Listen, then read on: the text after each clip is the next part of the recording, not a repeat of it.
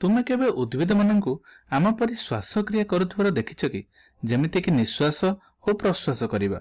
तबे जदि तुमे उद्भिद माननकु केबे श्वासक्रिया करुथबार देखिना तबे तुमे किपरि जानिल जे उद्भिद गुडिक श्वासक्रिया करंती एवं जेपरि आमे श्वासक्रिया करिबा पई फुसफुस रखिचंती सेहि परि उद्भिद माननक पाखरे एक विशेष गठन अछि जहा द्वारा उद्भिद माने वायुमंडल गैस आदान प्रदान करिबारे सहायता करे। तेबे एई वीडियो रे आमे एई विषय रे आलोचना करिबा। तेबे प्रथमतः आमको श्वास प्रश्वास और श्वासक्रिया मध्य थिबा पार्थक्य कोन ताहाकू बुझिया पई पड़िबो। तेबे जानि रख श्वासक्रिया हेउछि एक प्रक्रिया जहा द्वारा एक प्राणी बा उद्भिदर परिवेश सहित वायुर आदान प्रदान हुए एवं श्वास प्रश्वास बा रेस्पिरेशन एहा हेउछि एक प्रक्रिया जेउथिरे ऑक्सीजन को व्यवहार करी ग्लूकोज को भांगी आमे शक्ति उत्पन्न करिथांदी। तेबे आमे कहि रखिबा जे जेउ प्रक्रिया द्वारा प्राणी हो केबा उद्भिद हो अम्लजान ग्रहण करूचंती एवं अंगारकाम्ल छाडुचंती ताहाकू आमे श्वासक्रिया बोली कहिथांदी। तेबे प्रथमे आमे बड़ बड़ उद्भिद गुडी को नि आलोचना करिबा। तेबे तुमे केमिति भाबुजो जे उद्भिद गुडी को किपरि भाबरे श्वासक्रिया करंती? तार उत्तर सेमानकर पत्र मध्य रे लुचिकी रहिथाय। तेबे जानि रख उद्भिद मानकर पत्र रे अनेक गुडी छिद्र थाए जाहाकू आमे स्टोमाटा बोली कहिथांदी। ठीक अछि, एई दुईटी तुमे स्टोमाटा को देखि परथुबो एवं एइटी तुमे लक्ष्य कर एइटी स्टोमाटार रंध्र एवं एइटी मध्ये स्टोमाटार रंध्र।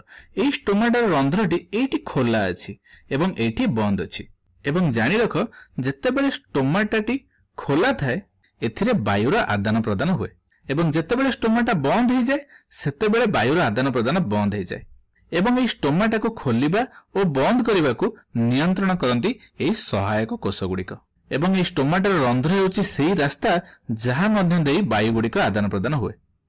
तेबे उद्भिद मानक पई वायु आदान प्रदान अर्थ कोन?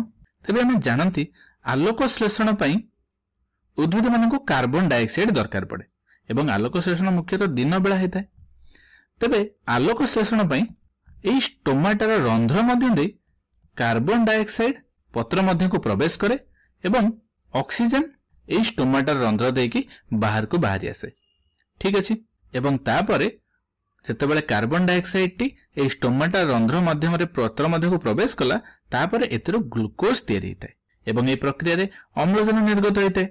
तेबे एई प्रक्रिया एई स्टोमाटा माध्यम दे हेताय एवं जेतेबेले उद्भिद को श्वास प्रश्वास करिया को पड़े सेतेबेले कोन हुए?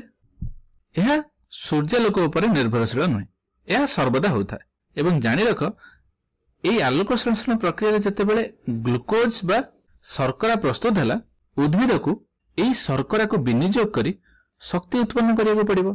तेबे शक्ति उत्पन्न पई उद्भिद को अम्लजान आवश्यक होइताय। तेबे अम्लजान आसीयो कोठु?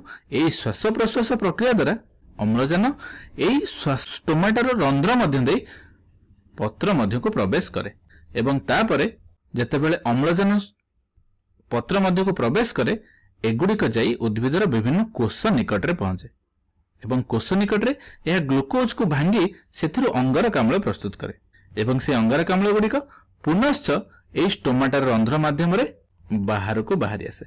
ठीक अछि, तेबे आमे कहि परिबा उद्भिदर एई श्वास प्रश्वास एक वायु उपजीवी प्रक्रिया अटे किंतु ए कार्बन डाइऑक्साइड संपूर्ण परिमाण रे उद्भिद बाहर को बाहरी आसे नहीं कारण उद्भिद को ग्लूकोज प्रस्तुति निमंते कार्बन डाइऑक्साइड रो बा अंगारकाम्ल रो आवश्यक थाए।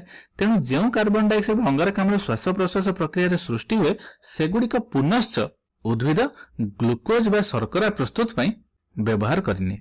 तेबे एही परि भाबरे उद्भिद गुडिक सेमानकर श्वास प्रश्वास बा श्वासक्रिया करिथांती। ठीक अछि।